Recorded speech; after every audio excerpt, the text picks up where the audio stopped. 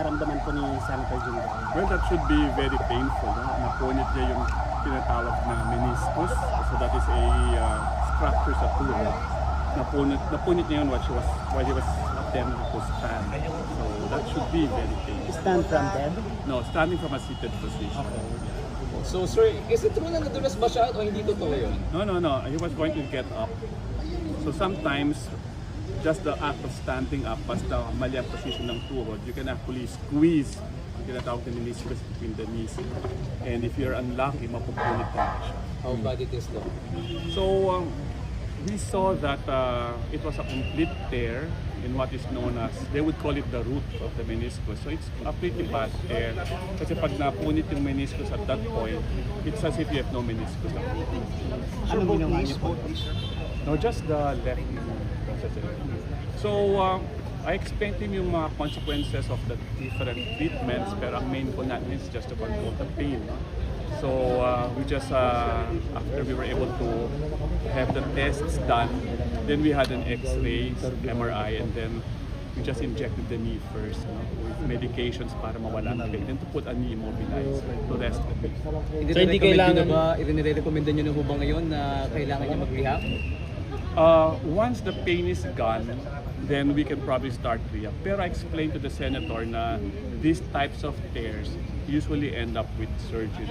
Because pag you have a complete tear of the meniscus at the root level, then it is as if the meniscus is not functioning anymore.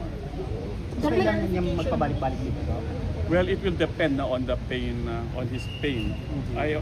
Dapat the pain should start to improve over the next few days. Remember, that's 10 out of 10 to begin with. So, ang sakit nun, no? So, in the next few days, the pain should get less.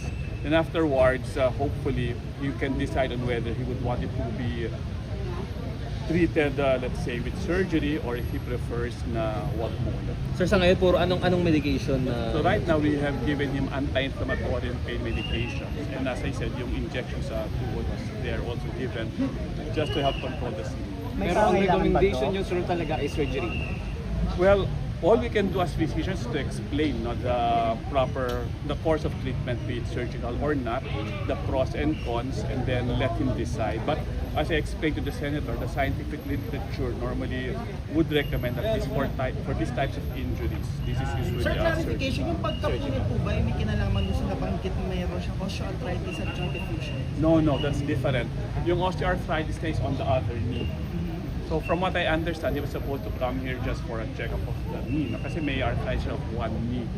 Nagkataon lang talaga that while he was going to stand up, he twisted the knee, kaya napunit yung meniscus on the opposite knee. Which is the problem now kasi the pain was very severe. So ano na, sir? X-ray, sir, because that was the reason kung bakit initially, kung bakit siya may X-ray, joint diffusion, and osteoarthritis. Kamusta po yung findings? So the X-ray of the right knee does show that he really has osteoarthritis of the right knee.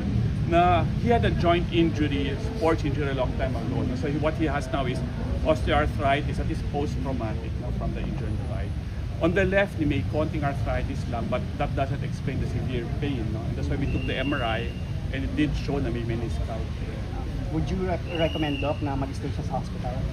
Actually, it really depends on the pain control. No? So, if pain control cannot be adequately done, let's say where he's going, then hospital and pain medication would help. But oftentimes, if we immobilize the knee and then we give the pain medications, as I mentioned, over the next few days, the pain should lessen. So, ibig sabihin, monitoring ngayon ang gagawin? Yes, but pain controls na yun. Sir, may medication dun sa right knee po ba? Or Actually, the surgery na din ang kailangan dun?